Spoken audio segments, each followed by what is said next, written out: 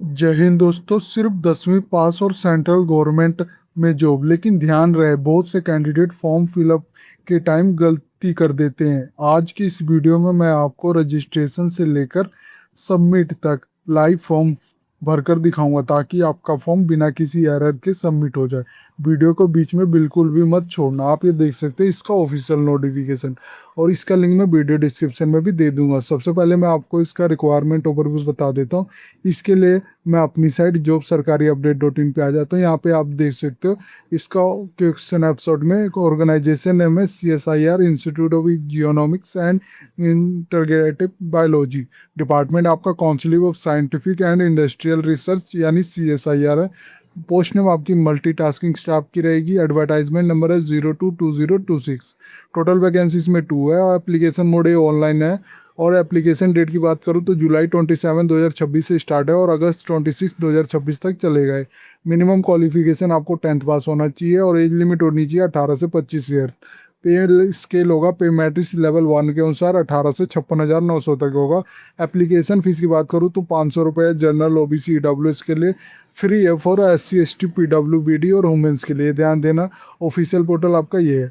इसको स्क्रॉल नीचे करेंगे तो इसकी सारी डिटेल मैंने बताई गई है, तो एक बार जरूर चेक कर लेना, आपके सारे कंफ्यूजन क्लियर हो जाएंगे। यहाँ पे आप देख सकते हो इंपॉर्टेंट लिंक्स में अप्लाई ऑनलाइन का बटन दिया गया, अप्लाई नाउ पे क्लिक कर देना। आप इसके ऑफिशियल पोर्टल पे आ जाओगे। यहाँ पे आप देख सकते हो सबसे पहले पूछ रहा है शेयर योर लोकेशन। अगर आपने अपनी लोकेशन शेयर करनी है तो अलो लोकेशन कर देना, नहीं तो स्किप भी कर सकते हो। फिर यहाँ पे आगे CSIR यानी Institute of Genomics and Integrative Biology, Delhi 11007। Multitasking staff की है। एप्लीकेशन फॉर्म है। एडवर्टाइजमेंट नंबर ये है। एप्लीकेशन स्टार्टिंग डेट और लास्ट डेट देख सकते हो। आपको यहाँ पे आप देख सकते हो पोस्ट कोड डिटेल आपका ऑलरेडी फिल होगा। पोस्ट जो अप्लाई कर रहे हैं हम मल्टीटास्किंग स्टाफ के लिए, पोस्ट कोड हमारा MTS 2601 है। पर्सनल डिटेल एंटर करेंगे। सबसे पहले name of the candidate enter करना, फिर फादर या स्पोज नेम एंटर कर देना, फिर मदर नेम एंटर करोगे, फिर जेंडर चूज कर लेना मेल फीमेल या अदर। फिर आपने सिटीजन ऑफ इंडिया चूज कर लेना बाय बर्थ या डोमिसाइल। आधार नंबर अपना एंटर कर देना जो भी है। फिर एड्रेस डिटेल में आ गए। यहाँ पे आपने कोरस्पॉन्डिंग एड्रेस आपने एंटर करना है, जो भी है आपका कोरस्पॉन्डिंग एड्रेस। फिर उसका जो पिन कोड होगा आपने कोरस्पॉन्डिंग पिन कोड यहाँ पे एंटर करोगे। फिर यहाँ पे चेक बॉक्स दिया गया है, अगर आपका कोरस्पॉन्डिंग और परमानेंट सेम है तो same as the corresponding address के चेक बॉक्स पे क्लिक कर देना।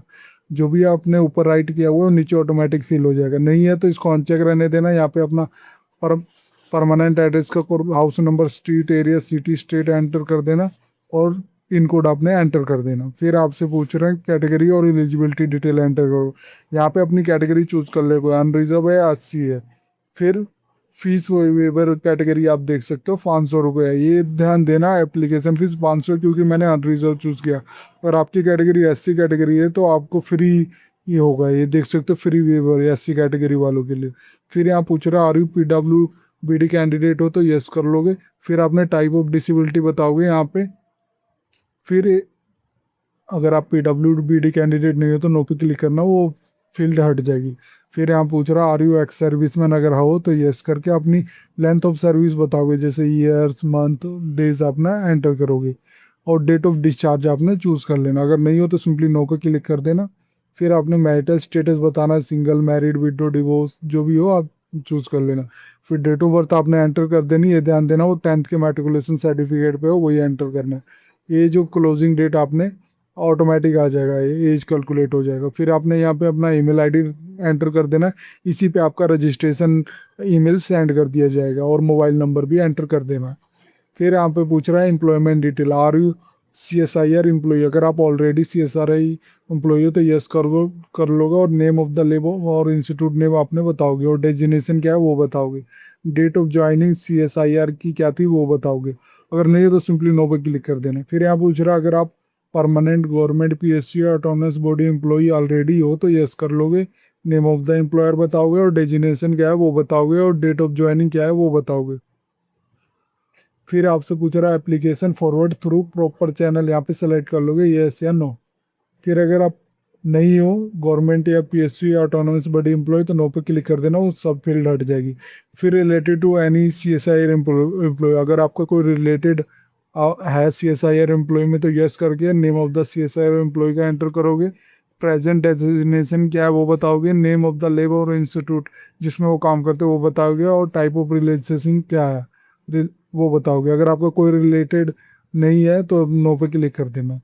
फिर एक्सपीरियंस डिटेल आपने एंटर करोगे, ये ध्यान देना ऑप्शनल है फॉर एक्स सर्विसमैन और फ्रेश कैंडिडेट के लिए। अगर आपके पास है तो एंटर कर सकते हैं। एम्प्लॉय नेम, डेजिग्नेशन क्या है, सैलरी कितनी मिलती थी, डेट ऑफ ज्वाइनिंग क्या था और डेट ऑफ लिविंग डेट क्या था ये बता दो। अगर मोर एक्सपीरियंस है तो ऐड मोर एक्सपीरियंस क्लिक करोगे तो एक न्यू ऐसा फील्ड ओपन हो गया है, आप ये देख सकते हो। अगर नहीं है तो उसी ब्लैंक भी छोड़ सकते हो। फिर आपने एजुकेशन क्वालिफिकेशन चूज करना है, ये ध्यान देना जो भी आपकी हाईएस्ट क्वालिफिकेशन है। फॉर एग्जांपल अगर आपने 12th की आई है तो आपने मैट्रिक, 10th और सीनियर सेकेंडरी का फील्ड ओपन हो जाएगी, उसमें आपने एलिजिब अपनी क्वालिफिकेशन एंटर करोगे। ये देख सकते हैं बेस्ड ऑन, जैसे ग्रेजुएट का मैंने किया तो ग्रेजुएट का भी ओपन हो जाएगा। जो भी आपकी हायर क्वालिफिकेशन है वो एंटर कर देना। अगर 10th तक है तो 10th का ही आएगा, ये देख सकते हो +2 और ग्रेजुएशन नहीं आएगा। फिर बोर्ड आपने सेलेक्ट कर लोगे जिस जहाँ से आपने 10th किया है, ईयर ऑफ पासिंग क्या थी ये बताओगे, परसेंटेज क्या आए थे वो बताओगे, जो सब्जेक्ट स्टडी की थी वो उस पर चेक बॉक्स पे क्लिक कर देंगे। फिर आपसे पूछ रहा है लैंग्वेज प्रोफिशेंसी, ये देख सकते हो। जैसे मान लो कि आपने हिंदी लैंग्वेज लिखा, अगर यहाँ पे चेक बॉक्स पे क्लिक कर देना अगर आपको हिंदी रीड करने आती है, राइट करने आती है, स्पीक करने आती है तो। फिर इसी तरह मल्टीपल आप ऐड कर सकते हो लैंग्वेज। फिर अदर डिटेल में आगे यहाँ पे आपसे रिलीजन्स पूछ रहा है, आप क्या रिलीजन्स क्या है, हिंदी, मुस्लिम, क्रिश्चियन, सिख, जो भी आप चूज़ कर लेना। मिनिमम एक्सेप्ट मिनिमम पे ऑफर आपसे पूछ रहा है, अगर आपको ये मिनिमम पे ऑफर करेंगे तो आप एक्सेप्ट करोगे या नहीं ये बताओगे। अगर नो पे करते हो तो आपको if no number of increment कितना चाहिए वो बताओगे। Joining date required in month, आप कितने टाइम में ज्वाइनिंग कर लोगे इन मंथ में बताना। अगर आपने सेलेक्ट हुए हो तो कितने टाइम में आप ज्वाइन कर लोगे ये बताओगे।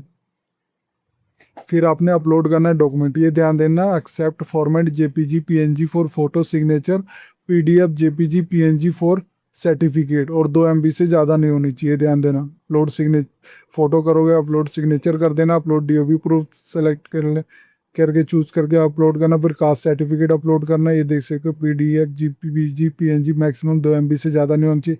इसी तरह मैट्रिक का सर्टिफिकेट, एक्सपीरियंस सर्टिफिकेट और अदर सपोर्टिंग डॉक्यूमेंट होगा वो भी आप अपलोड कर सकते हो। फिर इसके बाद आ जाता है एप्लीकेशन प्रीव्यू पे, यहाँ पे आप डेट प्रीव्यू कर देना और जनरेट पीडीएफ प्रीव्यू ड्राफ्ट आपने डाउनलोड करना है तो वो भी कर सकते हो।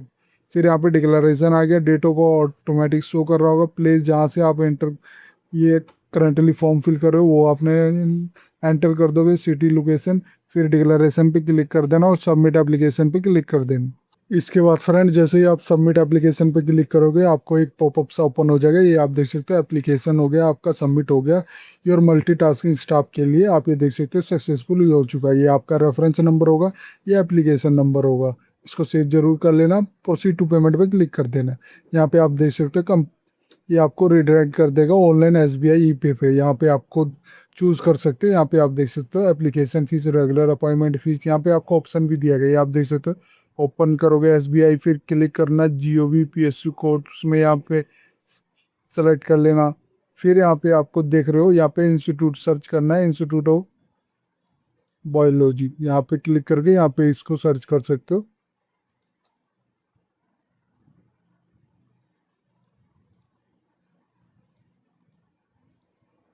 इंस्टीट्यूट,